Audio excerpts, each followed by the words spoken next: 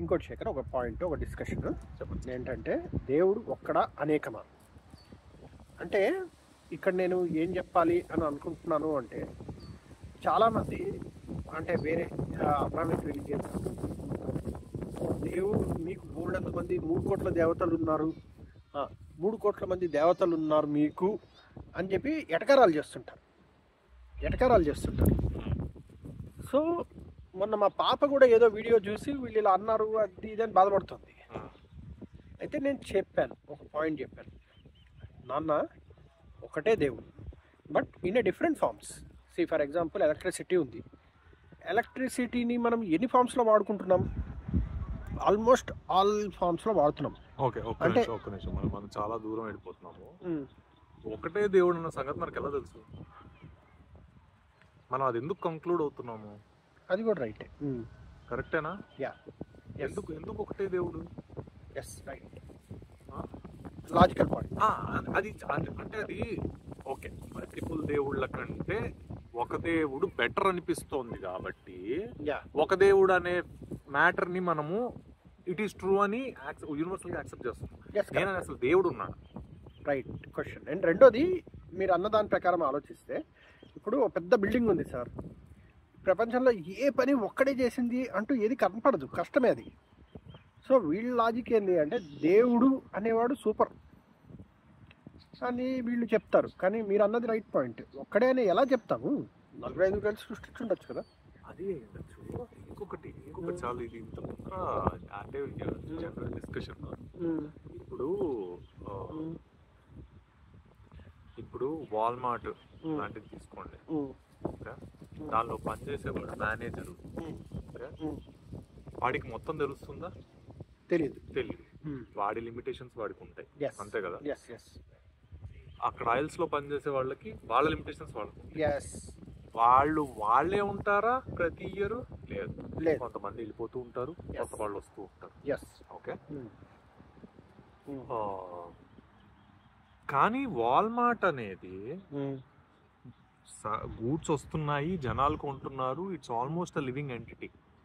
Okay, అలానే మన బాడీకి ఇండివిజువల్ సెల్స్ కి ఓకే దాని సర్వైవల్ దానికి ఉంటుంది, దానికి ఒక బౌండరీ ఉంటుంది, దాన్ని కాపాడుకుంటూ ఉంటుంది. ఫారెన్ సెల్ వచ్చిందంటే ఆర్ ఫారెన్ మ్యాటర్ వచ్చిందంటే డిఫెండ్ చేసుకుంటూ ఉంటుంది. ఓకే, ఒక ఆర్మీ లాంటి వైట్ బ్లడ్ సెల్స్ వస్తాయి, ఏదన్నా ఇన్ఫెక్షన్ వచ్చిందంటే కిల్ చేయడానికి ట్రై చేస్తాయి. సో ఇంత నడుస్తుంది, కానీ మీకు ఇదంతా తెలీదు. నేను అనేది మీరు ఊహించుకుంటున్నారా? మీది ఒక బాడీ మొత్తం రన్ అవుతుందా? ఫిజికల్ బాడీ ఆలోచిస్తే మీది ఒక సింగిల్ పాయింట్ లో లేరు. చాలా మంది ఏమి జూమ్ చేసుకుంటారంటే మన కళ్ళు ఇక్కడ ఉన్నాయి కాబట్టి నేను అనేది ఇది. ఎందుకంటే మీరు ఇప్పుడు చేతులు తీసేశారు, అయినా మీరు అలానే ఉంటారు. కాళ్ళు తీసేశారు కదా, నేను will not become zero. You'll not become zero. చాలా మంది అస్యూమ్ చేసుకునేది ఏంటంటే, జస్ట్ నేను ఇక్కడ మీరు చెప్పిన పాయింట్ కొంచెం అర్థమయ్యే భాషలో చెప్పాలి అంటే, ఇప్పుడు నేను అన్నవాడిని 100% అనుకుందాం, చేయబోతే I won't become 90%. Correct, you are 100%. చేతులు కాళ్ళు అన్ని విధంగానే still I 100%. So I is a feeling, I is not a body. చెప్పండి. సో ఇప్పుడు ఎలా అయితే the whole organization is working, is it possible that the whole universe is working in its own individual, ఒక్కొక్క చోట ఒక్కొక్క ఇది? అసలు ఒక దేవుడు ఉన్నాడా? ఇలాంటి యూనివర్సల్ మల్టిపుల్ ఉన్నాయా? ఒక్కొక్క యూనివర్స్కి ఒక్కొక్కడు ఉన్నాడా? ఎవరికి తెలుసు? అంటే అసలు ఆ స్పీడ్ ఆఫ్, మనం ఇందాక వీడియోలో మాట్లాడుకున్నాం, స్పీడ్ ఆఫ్ లైట్ రీచ్ అవ్వని ప్లేస్ లో ఉన్నది నీకు ఎంత సైన్స్ వచ్చినా ఏం జరిగినా నువ్వు కనుక్కోలేవు. కనుక్కోలేనప్పుడు దేవుడు ఒక్కడే, అదేదో పెద్ద స్టోన్ మీద రాసినట్టు స్టోన్ కూడా వాటర్ ఫ్లో లో మొత్తం కరిగిపోతుంది సార్. ఓకే, సో కంక్లూడ్ అవ్వడం కష్టం. నాకు ఏం తెలియనప్పుడు నేను 3 కోట్లు ఊహించుకుంటా, నా ఇష్టం. అంటే ఇక్కడ నేను అనే పాయింట్ ఏంటి అంటే, మన ఉపనిషత్తుల్లో కానీ దీనికి చెప్పేది ఏంటి అంటే, ఇప్పుడు నేను రాత్రి నిద్రపోయానండి, ఒక కలగన్నాను, కళకి ఎనర్జీ సప్లై చేస్తుంది నేనే. So I'm the creator of that universe. ఆ కళ్ళలో కూడా పెద్ద యూనివర్స్ ఉంటుంది కదా, ఐఎమ్ ద క్రియేటర్. లేదంటే కళ్ళు మూసుకొని ఊహించుకున్నానండి, అండ్ ఆ యూనివర్స్ ఒకటి క్రియేట్ చేశాను. అది మన ఒక అది నా ఓన్ ఇది అవుతుంది అప్పుడు. అది అందులో ఉన్నవన్నీ నా రూల్ ప్రకారమే నడుస్తాయి. అవును, గాట్ ఇట్ కదా. ఎస్. సో అయితే మరి నేను ఒక్కడనే అలా ఊహించుకొని క్రియేట్ చేయగలుగుతాను, ఇద్దరు ముగ్గురు కలిసి ఊహించలేరు అది. అవునవును. కాబట్టి ఆ యాంగిల్లో నేను ఒక్కడే అని చెప్పడం జరిగింది. కరెక్ట్. అలాగే ఈ ప్రపంచం కూడా might be someone else imagination. We don't know Brahma imagination. లేదు, విష్ణుమూర్తి మెయింటెనెన్స్ కాబట్టి. ఎవరో సో ఎవరైనా సరే అట్లీస్ట్ 1% కదా. అయితే ఇక్కడ నేనే ఉంటాను అంటే మనకి ఫస్ట్ ఆఫ్ ఆల్ మనకి దేవుడితో పని ఏంటింది, మనిషికి దేవుడితో పని సంబంధం ఏంటి, అదే అసలు ఎందుకు వస్తుంది టాపిక్ రాకూడదు. Correct correct. మీ డైలీ యూసేజ్ లో మీరు పొద్దున్న లేచారు, బ్రష్ చేసుకున్నారు, ఓకే, మీ సంధ్యాకర్మలు చేసుకున్నారు, ఓకే, మీకు దేవుడు ఎక్కడ ఇన్వాల్వ్మెంట్ ఉంది? అదే కదా నాకు కూడా ప్రశ్న. ఇప్పుడు దేవుడు అనేవాడితో మనకు పని ఏంటి? పని లేదు, అస్సలు లేదు. రెండోది ఏంటి అంటే దేవుడు అనేవాడిని మనుషులు ఎక్కడ వాడుకుంటున్నారు? కోరికలు తీర్చుకోవడానికి వాడుకుంటున్నారు. ఏదో ఒకటి వాడికి హోప్ లేదు ప్రపంచంలో, ఎక్కడో శక్తి వస్తుంది, హోప్లెస్ వాళ్ళకి అన్నప్పుడు ఇక్కడ చాలా వ్యాలిడ్ పాయింట్ సార్. ఏంటంటే నేను రెస్పాన్సిబుల్ అంటే రెస్పాన్స్ ఎబిలిటీ, నేను రెస్పాన్స్ ఇచ్చే ఎబిలిటీ నాకు ఉన్నది, రెస్పాన్సిబిలిటీ. నేను రెస్పాన్సిబుల్ అనుకోకుండా బయట సిచ్యుయేషన్స్ వల్ల ఇలా ఉంది, ఇప్పుడు దేవుడు వచ్చి కాపాడాలి అంటే ఏం చేస్తున్నారంటే మీ కంట్రోల్ ఇంకో చోట ఎంటిటీకి ఇచ్చేసి ఇప్పుడు దేవుడు ఉన్నాడు వచ్చి కాపాడేస్తాడు, ఫలానా ఫలానా ఫలానా అంటే దేవుడు కాపాడేస్తాడు. నీ చేతుల్లో ఉందిరా, సరే ఓకే. ఇప్పుడు ఏదన్నా కష్టాలు రావు, సిచ్యుయేషన్స్ వస్తాయి, నువ్వు దాన్ని ఎలా మలుచుకుంటావు అనేది నీ మీద డిపెండ్ అయ్యి ఉంది. So easy to say. ఇప్పుడు నాకు కూడా ఏదైనా ప్రాబ్లం వచ్చినప్పుడు, భయం వేసినప్పుడు నేను కూడా తలుచుకుంటానేమో, కరెక్ట్ కదా. సో మీరన్నట్టు ఇలాంటి సిచ్యుయేషన్స్ లోనే భయానికి అండ్ కోరికలకి, డిజైర్స్ కి. అంటే ఇప్పుడు ఇప్పుడు ఇమాజిన్ చేసుకోండి, ఐఎమ్ సూపర్ క్యాపబుల్ అనుకుందాం మీరు ఇందాక చెప్పిన ప్రకారం. అంత క్యాపబిలిటీ ఉంటే నాకు దేవుడితో పని లేదు, నేను పూజించాల్సిన అవసరం లేదు. అండ్ రెండు, మనకి నా కోరికలన్నీ నేను తీర్చుకోగలుగుతాను కదా. సో ఇప్పుడు మనకి అంటే నా ఉద్దేశం ప్రకారం మనం కంక్లూడ్ అయిన పాయింట్ ఏంటంటే దేవుడు అనేవాడు మనుషుల కోరికలు తీర్చే ఒక యంత్రం కింద వాడుకుంటున్నారు కదా. And that is the root cause of all the conversions ఇండియాలో. That is the root cause. ఎందుకంటే ఇన్ని రోజులు నువ్వు శివుడికి పూజ చేసావు, నీ కోరిక తీరలేదు కాబట్టి కొంచెం ఏదో 2 బేక్ కొట్టిన అదే సిలువ వేసుకున్న దేవుడికి ఒకసారి పూజ చేయి, నీ కోరిక తీరుతుంది అని చెప్పి చాలామంది జరుగుతున్నాయి conversions. So the root cause is ఏంటి అంటే కోరికలు.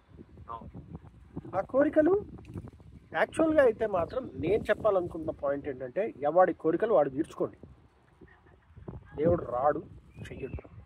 అండ్ రెండోది నాస్తికుడు అలాగే చేయని చెప్పట్లేదు. అండ్ అలా అని చెప్పి రాముల వారిని కృష్ణుడిని ఎందుకు పూజిస్తున్నాము అంటే అరే ఇన్ని కష్టాలు పడి కూడా ఒక మనిషిలాగా ఎలా ఆయన సర్వైవ్ అయ్యి ఎంత పెద్ద యుద్ధాలు చేసి ఒక మనిషిలాగా ఎలా చేశాడు కాబట్టి ఆ లెక్కలో మీరు జీసస్ కూడా రెస్పెక్టబుల్ అంటే ఐమ్ సేయింగ్ అలానే. కానీ నేనంటుంది దానికి ఒక మ్యాజికల్ ఇదేసి ఓకే ఇలా ఇలా ఇలా రిజర్వేషన్లు ఇవన్నీ want some fancy imaginable stories. ఆయన కూడా so as a human being తను వచ్చి తన పని తను చేశాడు. అంటే ఆయన ఏం చెప్పాడో ఏంటో మరి మనకు తెలియదు, దానివల్ల మనకు తెలియని దాని గురించి మనం ఎక్కువ మాట్లాడకూడదు. ఆయనకైతే పాపం పనిష్మెంట్ అయితే ఏదో వచ్చింది, వాళ్ళు వేశారు. సో దాన్ని పట్టుకొని పాపం ఆయన చనిపోయిన దాన్ని మన కోసం చచ్చిపోయాడు. తర్వాత ఇలాంటివన్నీ చెప్తూ బుల్షిట్. ఎందుకంటే నా కోసం ఎవడు ఏమి నేను చేసిన పాపాల కోసం అదే ఎప్పుడు నేను ఇంకా పుట్టను కూడా పుట్టలేదు, నేను పుట్టను కూడా పుట్టలేదు. నా పుట్టుకకి ముందే ఆయన నా పాపాలకి చనిపోవడం ఏంటి సార్? కామెడీగా లేదు, సింపుల్ కదా. Everyone knows the reason of a birth. yes right. దాని గురించి అంటే సంథింగ్ ఇల్లాజికల్ ఉంటే ఇట్స్ మ్యాజిక్ అనుకుని ఇట్స్ సోల్డ్. సంథింగ్ మనం బాగా సెల్ చేయాలి అనుకుంటే దానికి లాజిక్ అప్లై చేయకూడదు. అంటే 2+2 5 అనగానే సడన్ గా ఓ 10 మంది తిరిగి చూస్తారు 2+2 5 ఏంట్రా అని. అంతకంటే ఏం లేదు. బేసికల్లీ 2+2 4. నీకు మ్యాథ్ రాకపోతే నేర్చుకోవాలి అంతే. అంతకంటే. సో ఇంకొకటి మరి కోరికలు తీరాలంటే ఏం చేయాలి సార్?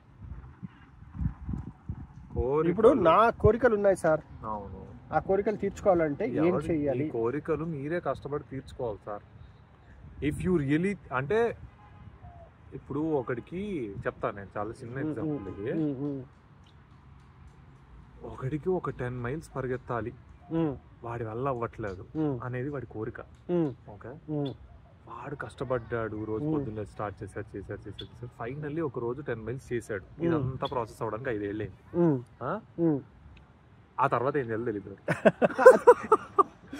సో నేను అంటుంది ఏంటంటే, కోరిక ఏంటి, అది సాధిస్తే నీకు వచ్చేది ఏంటి అన్న థింకింగ్ చేస్తే అసలు కోరికలు అనేవి బుల్షిట్ అనేది అర్థమవుతుంది. అది రైట్. అది మనం కోరికల నుంచి దూరంగా ఉండు అని బుద్ధిస్ట్ ఫిలాసఫీలు ఏం చెప్పక్కర్లా. కరెక్ట్. కొంచెం ఆలోచించు. నువ్వు నీకు ఉన్నది 100 ఏళ్ళు, నీకు 100 రూపాయలు ఇచ్చా, నువ్వు 5 రూపాయలు తీసుకెళ్ళి ఒక కోరిక మీద ఖర్చు పెట్టావు, ఇంకెన్ని 5 రూపాయలు నువ్వు ఖర్చు పెట్టగలవు?